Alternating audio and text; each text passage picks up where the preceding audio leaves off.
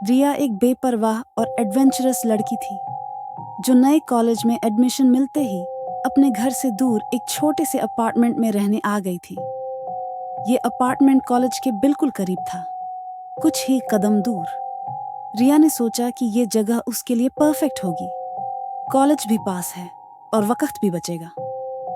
Apartment पुराना जरूर था, लेकिन अंदर सब कुछ ठीक ठाक और पुराने स्टाइल में था, जो एक अजीब सी रस्टिक और एंशिएंट फील दे रहा था। अंदर आते ही रिया ने एक चीज पर ध्यान दिया जो वहां के बाकी डिकॉर से काफी अलग थी। वो थी लाउंज में दीवार पर लटकी हुई एक बड़ी और पुरानी घड़ी।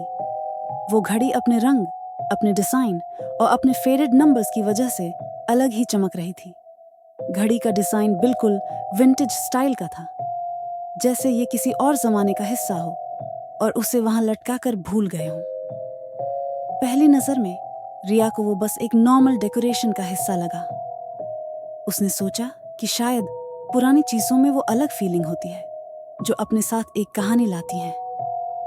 इसलिए उसने उस घड़ी को इग्नोर किया और अपनी चीजों में लग गई। रात को जब वो पहली दफा अपने नए अपार्टमेंट में सोने जा रही थी, तो उसने धीरे से वो घड़ी की घंटी बजती हुई सुनी।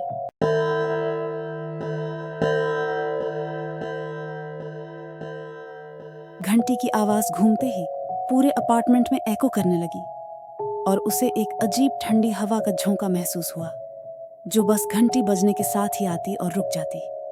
रिया ने सोचा कि ये बस उसका वहम है या नई जगह है, तो शायद उसे ये सब कुछ अजीब लग रहा है। लेकिन कुछ दिनों में उसे ये एहसास होने लगा कि ये घड़ी कुछ और ही है। ये घंटी बस वक्त बताने के लिए नहीं थी, कुछ और भी था इसमें। एक दिन जब रिया बहुत लेट अपनी पढ़ाई से थक कर वापस अपार्टमेंट आई, उसने देखा कि घड़ी पर वक्त गलत है। वो 12:30 बजे वापस आई थी, लेकिन घड़ी 3 बजे का वक्त दिखाती थी। ये देखकर उसे थोड़ा अजीब लगा, लेकिन उसने इस पर ज्यादा गौर नहीं किया। उस रात घंटी बजती जरूर रही, लेकिन एक अजीब सी खामोशी के साथ। जब वो अपने कमरे में थी, तो उसे हल्के हल्के से कोई आवाज सुनाई देने लगी, जैसे कोई धीरे से उसका नाम ले रहा हो।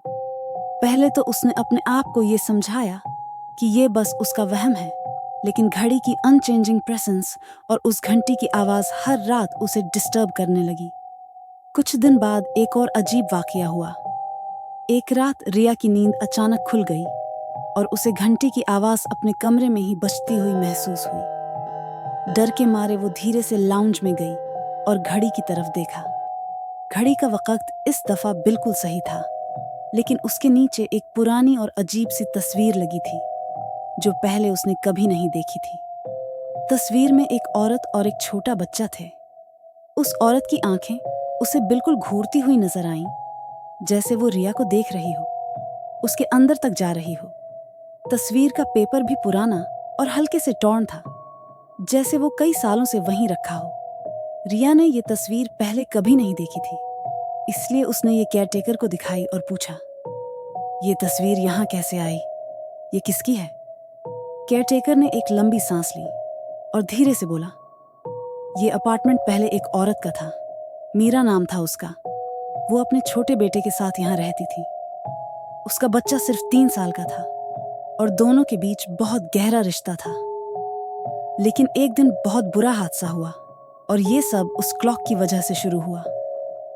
केयरटेकर ने अपनी कहानी शुरू की। एक रात मीरा अपने कमरे में थी और उसका बच्चा लाउंज में खेल रहा था। मीरा ने उस वक्त काफी शराब पी रखी थी और नशे में अपनी ही दुनिया में खो गई थी।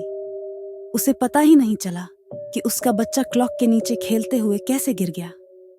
वो क्लॉक जो दीवार पर लटकी थी, अचानक अपनी जगह से हिल गई और उस बेटे पर गिर गई। उसका छोटा सा बच्चा वहीं फ्लोर पर ब्लड लॉस से मर गया, लेकिन नशे में डूबी मीरा को कुछ भी सुनाई नहीं दिया। जब मीरा को सुबह उसके बेटे की लाश उस क्लॉक के नीचे मिली, उसका दिल टूटा और वो अंदर से एकदम खाली हो गई थी। ये बात उसके लिए बर्दाश्त से बाहर थी।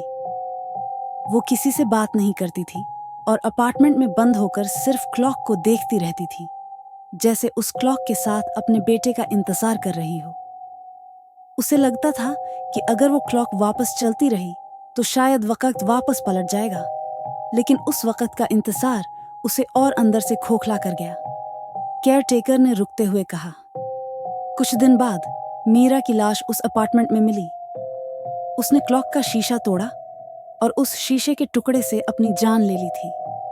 लोग कहते हैं कि उसके मरने के बाद भी उसका इंतज़ार और उसका दर्द उस क्लॉक में समा गया।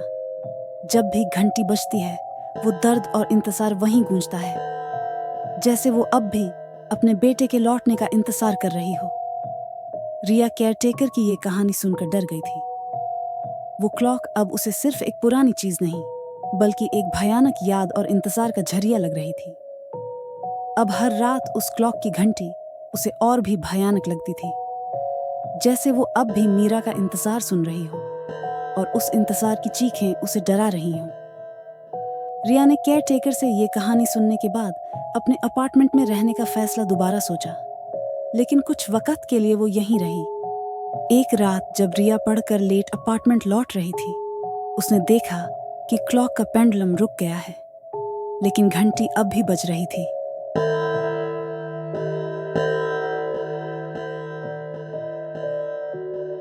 जैसे वक्त खत्म हो गया हो, लेकिन मीरा का इंतजार अब भी वहीं जिंदा हो। रिया का दिल अब और नहीं संभल पा रहा था। वो हर एक घंटी को सुनकर डर से कांप रही थी। उसे ऐसा लगता कि वो क्लॉक अब उसे बुला रही थी, उसे उसका इंतजार का हिस्सेदार बनाना चाहती थी। उस रात रिया ने वहां से भागने का फैसला किया। डर से थरथराते हाथों से उसने अपने कपड़े और जरूरी चीजें बैग में रखी। जैसे ही वो अपना सामान लेकर दरवाजा बंद करने लगी, उसकी नजर क्लॉक के शीशे पर पड़ी और उसने वहां मीरा का अक्स देखा। वो मीरा उसे घूर कर देख रही थी। उसके चेहरे पर एक अजीब सी मुस्कान थी, जैसे वो जानती हो कि रिया कहीं नहीं जा सकती। मीरा की आवाज धीरे से गूंजी, मुझे वक्त देखने की जरूरत नहीं थी, बस उस वक्त की यादों को जीने की जरूरत थी। उसी वक्त रिया की सांसें रुकने लगीं। उसे महसूस हुआ कि वो वहीं उस क्लॉक के पास जकड़ गई थी।